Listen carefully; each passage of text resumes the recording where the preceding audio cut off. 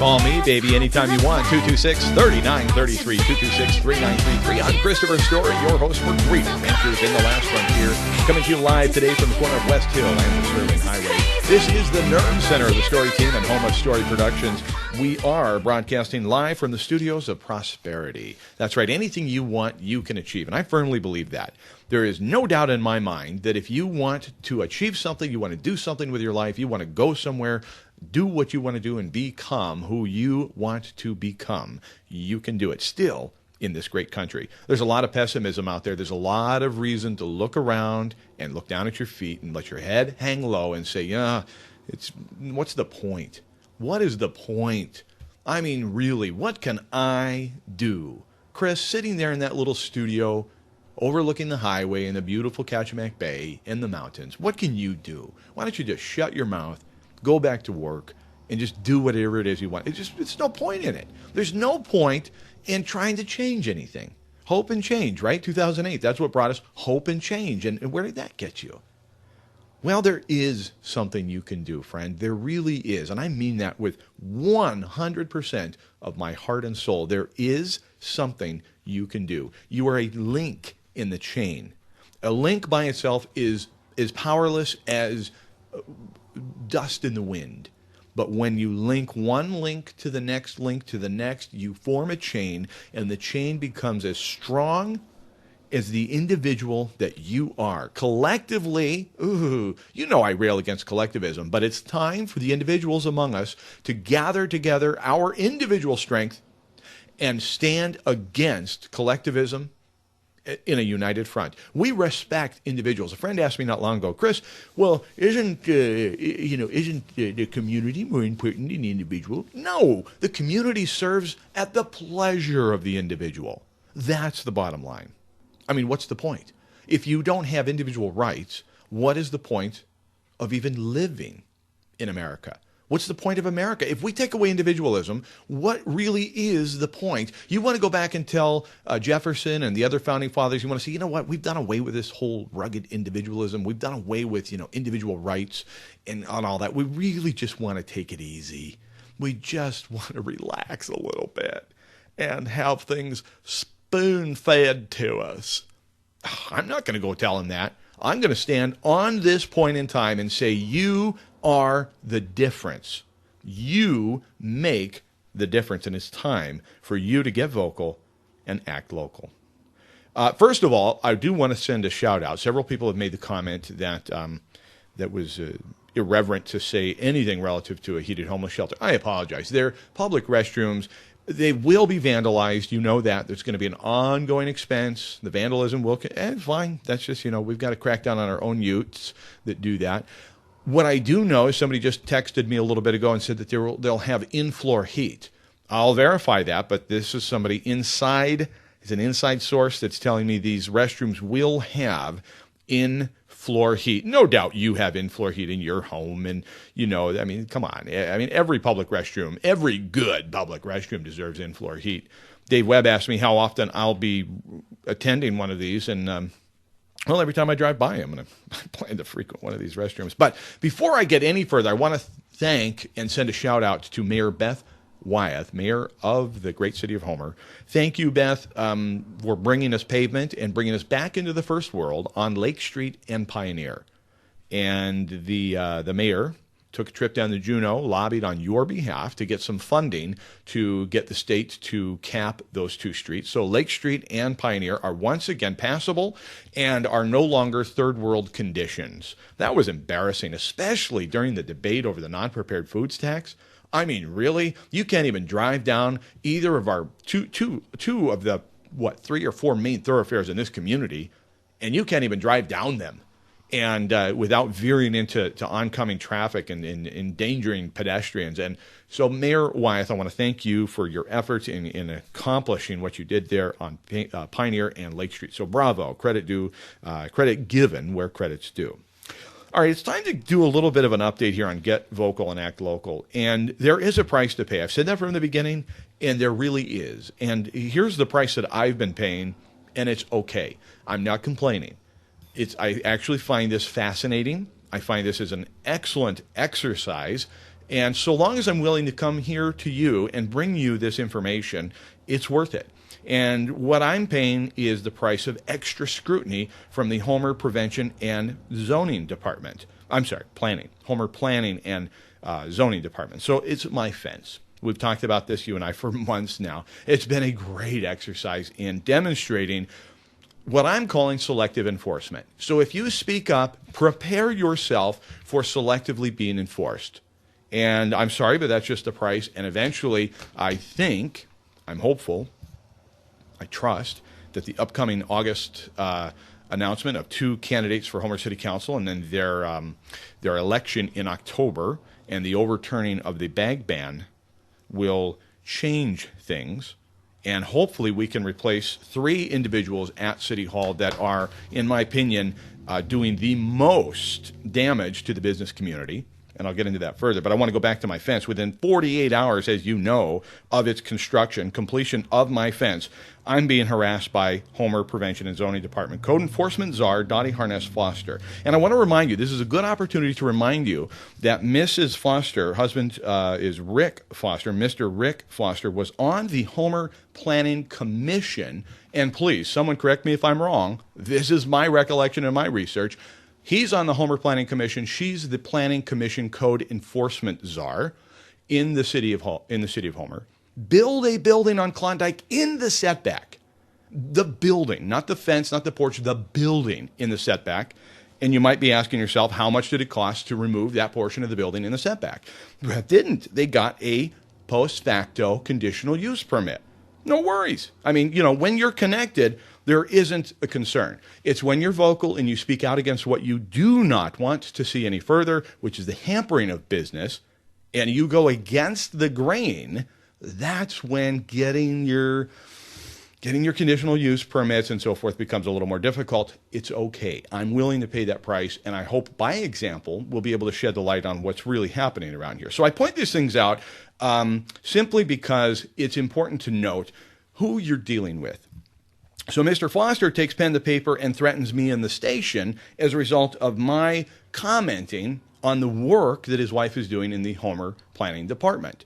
And fine, he says that I'm monumentally ignorant. He says you're too ignorant to discover and do the research and investigate the science, say, on the anadromous streams ordinance, or my commentary is, slanderous towards. It's not slanderous. When you speak out and you tell the truth, my friend, that is not slanderous.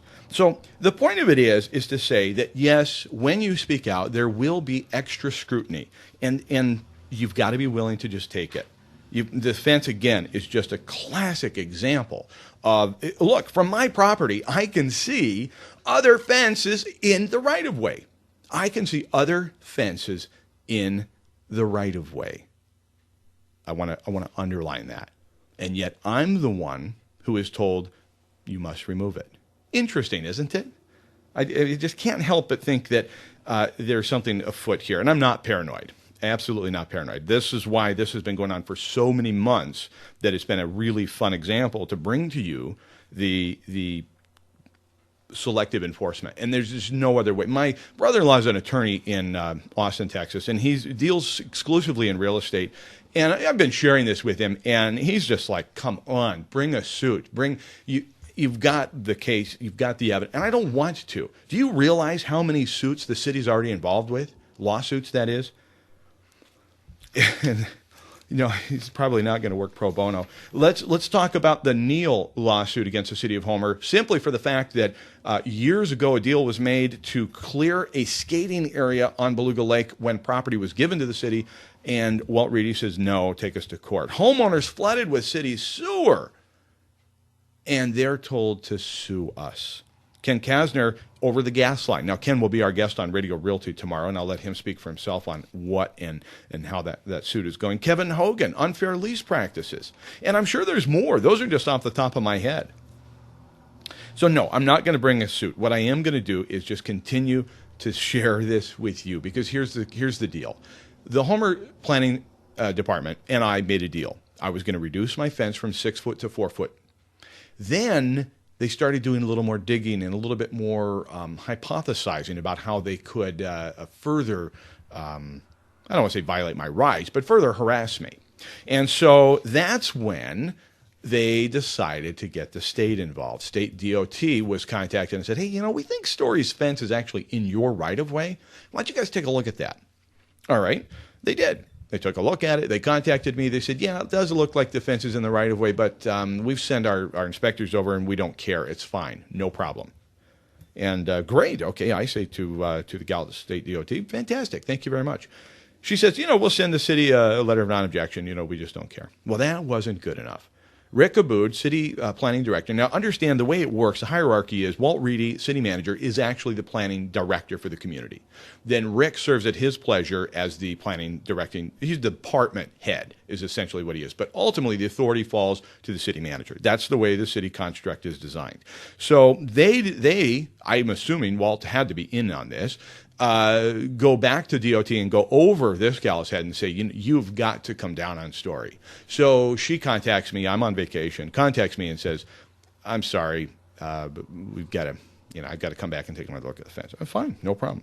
Comes down, takes a look at it, still says she's not concerned, goes back to the city hall. They say, oh, yeah, you're going to do something about it. So now I've been given a deadline with which to remove the fence. As I said, there is, from my property, I can see other fences. So I'm tending to want to push the seams a little bit here and say, when you come and get them, come and get me.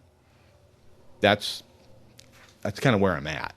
So we'll see, and I will continue to keep you apprised of this. But understand that I've been very, very vocal, and it's, there are things that are starting to come back and bite me in that respect. But I don't care, because it's just a matter of time before Walt Reedy, Dottie Harness-Foster, and Rick Abood are no longer employed at the city. And I'm going to continue to sit here and tell you the truth.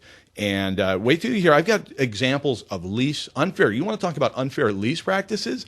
I've got some examples, and I've also got some other blatant examples of why I am 100% certain that this is selective enforcement against me. And so, again, I'm not complaining. I'm not whining. I'm just bringing you the actual facts.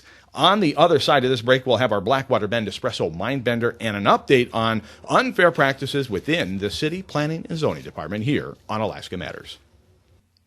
You're listening to Alaska Matters. I'm Christopher Story, along with David Webb, engineering and producing this program back up at the mothership of KGTL AM 620. And don't forget, we're now on FM 100. FM 100. So if you thought this show sounded fantastic in AM, try us in FM. It gets even better. You can also try us at AdventureAlaskaRadio.com.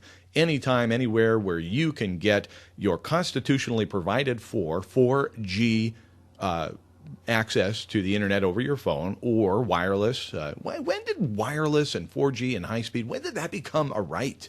That's what I don't understand. When did that be? Oh, you don't get me started. All right, let's go back to business here. Let's take care of some BlackWater Bend Espresso Mindbender business. Alaskan Mindbender brought to you by your favorite coffee headquarters, BlackWater Bend Espresso. It's where you get gourmet coffee, awesome road food. And how about those cinnamon rolls the size of my head? And the kettle corn. Tiffany and I went up to Anchorage, took Alaska Aloha on the road to the Anchorage Saturday Market, and on the way up we stopped and got some gourmet coffee. Tiffany got tea. I then asked for a bag, what I called a feed bag of their kettle corn. It was awesome. Really good stuff. So treat yourself to something delicious.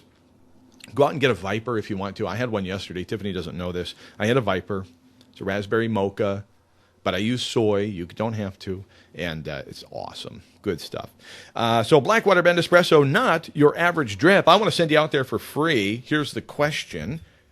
Number to text is 299-7653, 299-7653. Get your phone finger flexed and ready to dial or text. Actually, text me.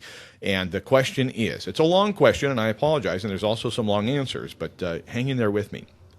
While the Homer City Council was debating the non-prepared foods tax this last winter, even after 2 citywide votes of the people, how much money did they appropriate, without objection, for artwork for public restrooms?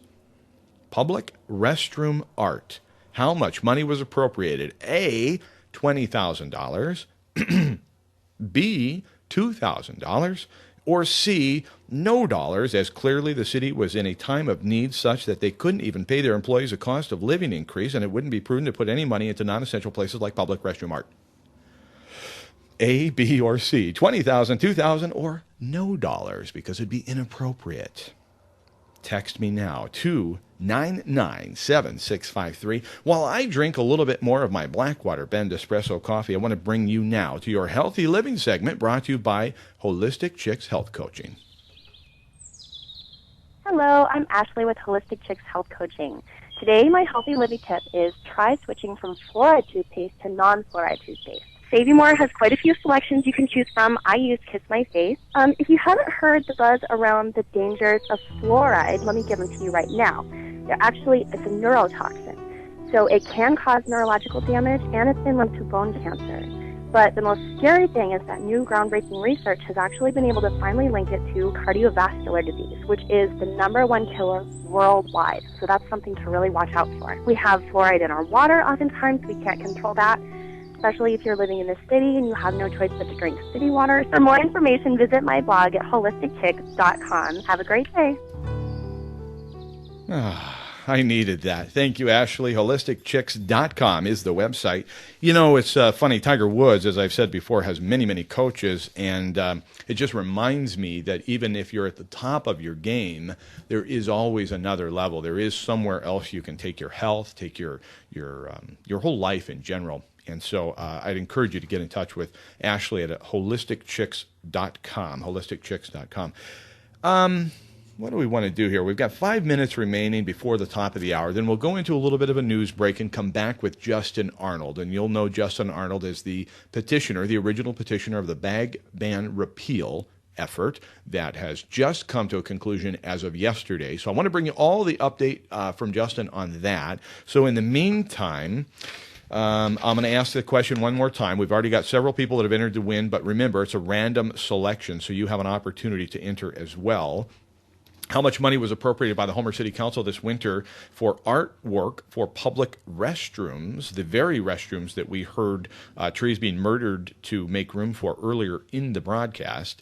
Was it $20,000, that's A, or B, $2,000, or C, no dollars, as it wouldn't be prudent to put any money into non-essential places like public restroom art when we can't even pay a cost of living increase to the city employees? Mayor Beth Wyeth wants to be open for business, and I appreciate that. And I even called her and told her as such. I emailed Mayor Wyeth and said, can I talk to you? And she was very gracious and very giving of her time and gave me, I said 5 minutes, and I think we spent 30 minutes on the phone. And that's very often the case with me. Somebody from another media outlet contacted me earlier today and said, hey, do you have a few minutes to talk about the bag ban thing? And I said, well, I'm just getting ready to go on air with Alaska Matters, so perhaps afterwards. And he said, well, that's if you want to talk. And I said, please, do I want to talk? This is what I do. But Mayor Wyeth gave me her time, and I said, first of all, I've got to congratulate you, because what I heard was, and I hope that I'm quoting you accurately, that you said you want it to be known that Homer is open for business. And she said, absolutely, that is what I said, and that's what I want. And I come here today to tell you, Mayor Wyeth, that with all due respect, it's time to clean house. It's not open for business. Homer is not open for business. I know you want it to be, and I do too. We share that in common. Many of us share that in common. In fact, so many that we couldn't even fit them in City Hall if it came down to it. You have a planning department, though, that is doing their darndest to stop development, stop building in this city. It goes back beyond your tenure as mayor. I understand that. It goes back to, let's go back as far as 2002, Bridge Creek Watershed Protection District, allowing you, the peasant property owner, to use 5% of your property. Every time I think about that, it makes me ill that I just sat by, ended up selling my lot, and just washing my hands of that. I feel sick over that. 95% of my property was stripped from my ability to use it, and I sat by and said virtually nothing. Just, okay, it's the way it goes. I've had 3 people in the last week tell me of a very successful, very well-to-do developer in the community that is no longer willing to do business in the city of Homer. Why? Because of your planning department. And when I say department, I'm going to be very specific, even though it will upset these two individuals. It's Rick Abood and Dottie Harness Foster. I'm not being personal. This is not petty. This is factual. So to say it's the city is wrong. It's not the city. It's individuals within that department, and it goes back to Walt. Walt has to own this, as Walt is the city manager. And when I asked him for details about my fence, for example, he, in an email, he said, well, I had to run downstairs and get some information about it. Well, to say that is to basically say, I have no fingerprints on this. It's beyond me. That's the planning department. Let me go check. Well, the buck's got to stop somewhere. We need leadership in the community. And if Homer truly is to be open for business, we need a change. And I mean a real change, not just hope and change. We need a real change of leadership. We need a new person at the tiller. And hands out of the till. Yeah, get your hands out of the till. Get your hands out of the till. Hey, we've got Karin Marks out and about coming up after the top of the hour news. Justin Arnold brings you the bag ban petition, the repeal petition update. We'll answer the BlackWater Bend Espresso Mind Bender question. And what else do we got? I got some news out of the Anchorage Daily News. All kinds of great stuff. Hey, come back around for what my mom calls the greatest show on earth, Alaska Matters. You're listening to the second half of the greatest show on earth, Alaska Matters. It starts right now. Did you know that it was this day in history in 1896, Henry Ford made a successful pre-dawn test run of his horseless carriage called a quadricycle through the streets of Detroit? Woo! Man, he would not recognize the streets of Detroit today. In 1912, Massachusetts became the first state ever to adopt what? The minimum wage law. I defer to Milton Friedman on minimum wage. It's an absolute travesty. The minimum wage should never have been set, and it shouldn't certainly continue to go up, up, up. Minimum wage is a place to start. It's the first, let me put it this way. Whatever wage you can go to work for is the rung on a ladder. It's not the top, and it's certainly not the bottom. And I'm telling you, minimum wage actually defeats the purpose, and fewer people find employment as a result of minimum wage. It's a ladder in America. That's the beauty of it. You can climb as high as you want, or you can stay on the shelf. It's up to you. Ken Kasner joins me tomorrow on Radio Realty. He'll be here live to discuss his lawsuit against the city of Homer. It's pertaining to the natural gas line. Ken's suit... Well, I don't want to get into it. I want him to describe why he brought the suit, where he could have settled it, where the city manager could have settled this, didn't, and now it's going full force forward. That's at 1 o'clock tomorrow in the second half of Radio Realty. That's on KPEN 102 FM. I encourage you to listen to that entire broadcast starting at 12:30 on our sister station, KPEN. And I know a lot of you tell me that you listen exclusively to Alaska Matters, and I appreciate your loyalty here. But let me just tell you, if you enjoy this show as much as you say you do, and I know you wouldn't lie to me, you're going to love Radio Realty as well. It's worth flipping over to the FM, 102 FM at 12:30. Anchor River Inn is to be thanked for this half hour of the program. For over 50 years, family-owned and operated Anchor River Inn. I have childhood memories going back to when I was probably 3 years old, going out to the Anchor River Inn, maybe even younger than that. And it's one thing has not changed. The same family owns it. They care just as much about quality and your happiness. They really are the center of Anchor Point with groceries. They've got gift shops. They've got the lodging, and they've got great food, music. It's a happening place in downtown Anchor Point. It really is the hub of Anchor Point, and all you need to do is go to anchorriverinn.com at any time and see their continued update photograph or camera of the Anchor River Inn, or the Anchor River, I should say. It's awesome. You can go down there. It's pointed right at the bridge. You can check it out at any time. anchorriverinn.com, 235-8531.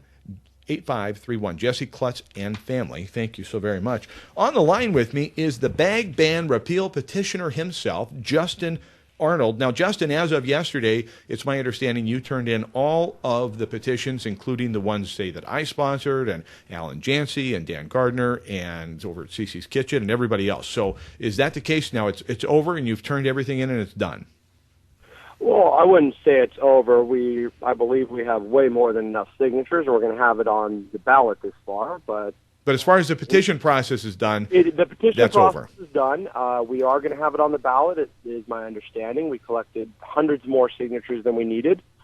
It's just going to be up to us to get out and vote for what we believe in this fall. Yeah. And so describe the process from here then. Essentially, the city clerk will now be tasked with going through verification of the signatures, and might that somebody signed it twice, or that signed it that isn't a registered voter mistakenly or lives outside the city limits. And then where does it go from there? Does it ever come back to your hands? Well, what happens is they have 10 days from the day of me turning it in, which was yesterday, to get it back to me with an answer of if we have enough signatures or not enough signatures. If we have enough, which I do believe it won't be a problem, it will go forward to the ballot this fall. If not, it will be returned to my hands and give me, I believe it's another week, to collect the remaining signatures we need. Okay, and it was well over the 230 required. Justin, talk a little bit about any opposition you faced. Was there ever a time where you said, you know what, that's a good point. Maybe this isn't such a good idea to repeal this ban on thickness of bags? You know, I can't say that I ever had my mind changed, that somebody said something that would be so eye-opening, if you will, that would say that it wasn't a good idea. There was a lot of interesting opinions, but like I've told a lot of people, we have a law against littering. That is the main problem with the bags, is people littering. Why do we need another law for the same problem? Right. Well, because it feels good. You know yeah, well, we all want to feel like we're doing the right thing, but another law is doing nothing except causing problems for more people. Yeah, business owners and individuals, and I think it's just my worry, and you and I have discussed this before, is the whole slippery slope effect. In other words, you've got the thickness of bags being banned today by the Homer City Council. What's next? And when it's your ox being gored, you might feel differently and go, you know what? Maybe that Justin Arnold had a point with his petition. You know, and I had a lot of people that were, pro-bag ban that, came to understanding just through talking and debating that, it really isn't about the plastic bags. What it really comes down to is the government need to be regulating what bag we go out of a grocery store, how much shower pressure we have in our bathroom. Right. I mean, they got laws for everything, and most of them cause more unintended problems than actually they fix, and then they pass 3 more laws. Exactly. That is really, really well put. And one thing that I would just leave you with, Justin, is how in the mind of a regulator, or the regulatory agency in this case, which was the authority of the Homer City Council, can they, in good conscience, give away the very bags they've banned from private individuals? They themselves, as a public entity, can give them away at 2 of the most protected and valuable locations in the Homer City limits, at Bishop's Beach and the trailhead of the Spit. They give away the very thing that they have prohibited you, a private individual, of having in your place of business. Yeah, of course. They use them for the pet control, which a lot of people repurpose the Safeway bags for the same reason, which saves a lot more pollution than anything else. And I really don't understand why they would do that. I mean, I read some of the city council members. One of them's blog in particular. What made me laugh was his hobbies included sustainable living. So his hobby became his belief of what we should all do, is the way I look at it. Right. Not looking towards the people's views, but his hobby. Right. Well said. Justin Arnold, thank you for all of the efforts and what you've done so far. Keep us abreast of what's going on here. Once you know that it's been certified, or whatever the term is, would you get back to me and share it with us here? I will, for sure. And, it's not just my efforts. I want to thank everyone, including yourself, CC, and everyone else that helped collect signatures or just gave me a little bit of support on this endeavor. I really appreciate the help, and it's not a one-man show. It's everyone else that really made this possible. Humility becomes you. Thank you very much, Justin Arnold. Sure appreciate it. You have a good day. Thank you. Too. Yeah, that's great. Yep. And Jim Rohn was famous for saying that the successful among us are too busy giving credit to others to need it for themselves. And that's evidence right there with Mr. Justin Arnold. I hope you'll remember that when he throws his hat in the ring come August for Homer City Council. I think he'd make a fine councilman. Talking with one other individual who has yet to announce his candidacy for Homer City Council, but let's just say you'll be as excited as I am when he does. He's a business person. He is somebody that is of the community and understands what it takes to run a small business in Homer and anywhere in the United States of America, and that this is, in fact, still the United States of America. And I think that's important, especially as a couple of things I want to do here before you and I have to say goodbye and go back to our lives. Oh, as boring as they may seem after this titillating program. A Tale of Two Leases. This is how being a councilman can actually benefit you with special treatment in the marine industrial zoning area. Also, if time allows, and this is going to be debatable, so don't count on this, but maybe we'll take a listen. I want to dip into some audio from 2009, Senator Mark Begich on the Affordable Care Act, because here's what I predict. I predict that Senator Mark Begich, as he begins to run more and more as an Alaskan, a rugged individual who, oh golly, just if you heard his latest ads where he just sounds like shucky darn, I'm just one of you Alaskans with my guns and my freedom and independence, and oh man, we're already drilling up there in Anwar, got the permits and everything. He just sounds like shucky darn, one of you and I. And I want to make sure that he doesn't run from the Affordable Care Act. He fought as valiantly as anyone for the Affordable Care Act. So I want to dip into some audio if time allows. So for that, I'll just say, hang on, don't go anywhere, because we'll be back here on Alaska Matters. You're listening to Alaska Matters. I'm Christopher Story, along with Dave Webb, engineering this broadcast and bringing you great adventures in the last frontier.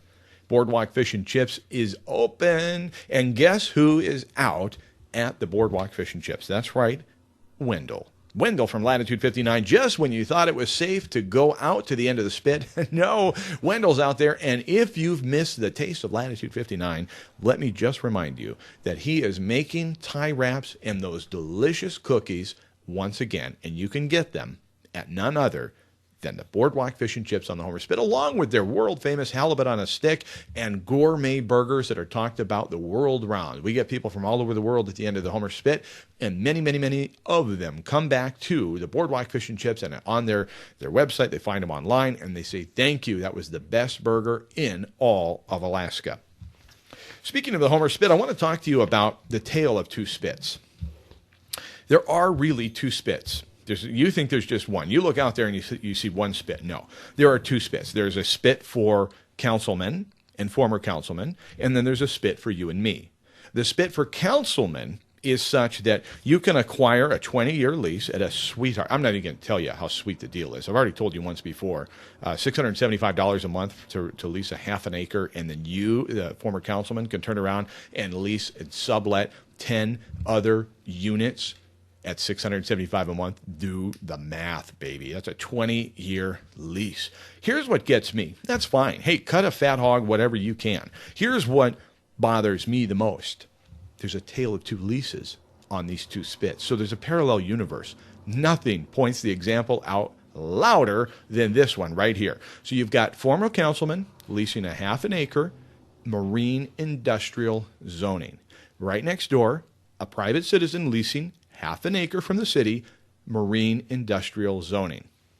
The former councilman's told, hey, we want you to do retail, we want you to do tourism, and so forth, violating marine industrial. We want you to violate the lease. In fact, it's necessary for you to follow the lease here and to be in compliance with the lease. It's necessary that you violate zoning ordinance. You violate the law. In other words, you're above the law, and that we're okay with it. This is what the city councilman's told when he goes to get his sweetheart deal. Private citizen next door told very specifically, in no uncertain terms, go read the transcripts, I've done it, I'll tell you, in no uncertain terms, he was told, if you violate marine industrial, if you do something that is not pertaining to marine trades and marine industrial, your lease will be forfeited immediately. You cannot sell your business to anything other than marine trades or marine industrial. Wait a minute. Why the disparity between the two? Now, as I began to look into this, I asked Rick Abood, planning department head, I asked him if he could explain to me why there was this discrepancy between this lease. Why is the lease requiring that this former city councilman violate marine industrial zone? And he kind of chuckled and said, well, it seems a little bit of an unusual thing about MI. The harbor master can approve basically anything he wants in the marine industrial zone. So then I asked the city clerk for any such documentation, any record showing whatsoever where the harbor master had approved at any point in time the retail and tourism trade that the councilman's leased land requires him to conduct. In other words, where's the evidence of this? Or is it just a good old boy network? And that should upset even the leftist of you. I'm serious. This should upset. If you're not mad, you're not paying attention. I just described to you two very distinct treatments of private people. One being a council person, one being just a regular citizen. Why is there a difference there? I mean, there was no evidence provided to me whatsoever, even upon written request, document records, to find any tale anywhere about where the harbor master had permitted the zoning violations by the councilman on his sub. And Chris, are you saying that you're upset by tourism conducted on? No, I'm not. I'm saying there must be one law, one for you and one for me, one for the aristocracy of the community and one for the rest of us. A Festivus for the rest of us, to quote Mr. Costanza. There can't be the disparity between the two. You can't go, I'm going to run for office and get me. No, you're a public servant. That doesn't mean you get to go into the treasury. That doesn't mean you get to go in and break the law and be ignored simply for the fact that you know the right people at the right time in the right place. It's not right. Let's take another example. This is all proving the point that I am being selectively enforced on my fence. And I've told you before, I don't care. Honest to God, I do not care. I could not care less. I'm doing this simply as an example and an exercise for you to understand how flagrant the violations are in the community that you live in. You think it's one community. You think the planning department treats everybody the same. Not so. Take nightly, weekly rentals on the Homer Spit. Again, a tale of two spits. You look around and you see commercial trade. You see it going on. You see tourism. You see industrial. That's all fine. And then you look a little closer, and you see for years, maybe 20 years, there has been a violation of city code, and it's called nightly, weekly rentals. And nobody talks about it. Nightly, weekly. You've got a little business on the spit. You lease out the upstairs as a nightly, weekly. Great. I think it's a stupid zoning code that doesn't allow it. I think it should have been changed years ago. Instead, it's ignored for however many years, and everybody just kind of pretends like it's not happening, which is fine. I mean, just change the code, for heaven's sake. That's a ridiculous code not to just allow the nightly, weeklies to operate. It's the highest and best use of those little buildings. Give me a break. But here's my question. Why was that ignored for so long by so many in this planning and zoning department, and yet within 48 hours of the last screw being placed into my beautiful cedar fence, am I being scrutinized, harassed, and then thrown to the wolves of the State Department of Transportation? By the way, they're not really wolves. They're quite nice people at the DOT, and they feel bad about this. But why is it that it's not good enough for the state DOT to say, you know what, City of Homer, we're not worried about this guy's fence. Don't worry about it. Oh, no. We have got to worry about it, and yet we ignore the other violations that I just quoted you. I'm going to go take a little bit more of my BlackWater Bend Espresso, and when we come back, we'll dip just briefly into Mark Begich's speech in 2009 and answer your BlackWater Bend Espresso Mindbender here on Alaska Matters. You're listening to Alaska Matters Radio, coming live today from the corner of West Hill and the Sterling Highway. Please help me welcome Karen Marks with Out and About. It is easy to read about events that happen and feel like you have an understanding, but I'm not sure about that as I get older. Every year here in Alaska, we get the chance to buy a lottery ticket to guess the minute the river breakup starts on the Tanana River. It is the Nanana Ice Classic. Every year I notice when the tickets start to sell and when it is announced the exact minute that breakup occurs. Generally, before the announcement and after, the news is full of villages that are experiencing flooding due to ice dams. Ice dams occur when water builds up behind the blockages of ice. The pictures show just how much water and ice can destroy. I now know that I did not understand this phenomena until this past winter when we had rain, freezes, snow, and then more rain, freezes, and then rain again. There are drainage ditches down my property, and this year it became my ice dam that clogged the proper drainage so that water was sent in places that affected my driveway and building. With the help of a friend, we spent several hours breaking up the dams and then breaking them up again as they formed differently. We also dug to create a better channel, all to keep the creeping water from flowing under my structure. And this was just a rather small drainage ditch. This is your friend Karin, and remember, even if it's hard work and learning lessons, it is great to be out and about. Sure beats the alternative. Thank you, Karin. Hey, I just want to remind you that it is time to take back your own community. Business owners all the time are telling me, hey, thanks a lot. We really appreciate what you're doing. We just don't feel like we have a voice. And I encourage you to think differently, because I think you do. I think that it's okay to recognize that you have the ability to speak up and speak out and defend the defenseless and be there for what you believe in and really, really, really speak out about it. Because if you don't get vocal and act local, you're not going to be able to make the changes we talked about early on in the program. You really do make the difference, because it is you individually that will ultimately determine where we collectively go. And that's not a collectivist statement. I want to thank Alan and Phil L. Phil L. We had two Phils text in, and Phil L. and Alan Jancy, you two were the winners of our BlackWater Bend Espresso Mind Bender. You knew that $20,000 was awarded to 3 different artists, $10,000 of which, by the way, went to an Anchorage artist for Homer Public Restroom Art. $20,000. The thing that got me the most about that was it was exactly during the time with which you were being told you're not paying enough for your peanut butter, you're not paying enough for your bread, you're not paying enough for your milk and cheese. It just really got under my skin. I have no problem when we are awash with money. I have no problem dedicating some things to niceties like public art. But when you're on the one hand telling seniors you're going to get less this year, Homer Chamber you're going to get less, oh, city employees, you're going to get less this year. Oh, $15,000 in iPads? No problem. Let's do it. $20,000 in public restroom art? No, let's do it. That sounds like a good idea. Remember, we had the solution right there, and it was free. It's called hand out a couple of Sharpies. Just put a string with a Sharpie, hang it from each stall, and all the art you want is going to happen. It's going to happen anyway. I digress. 20,000. Okay, let's dip into just a moment of Senator Mark Begich from 2009. What this Congress is trying to do with health reform bill isn't something of an exercise of policy wonks and think tanks. When it comes right down to it, what we're trying to do is bring fairness and hope to the American people. Fairness and hope to the American people in 2009. Does this sound like somebody who is just sort of at the edges of being involved?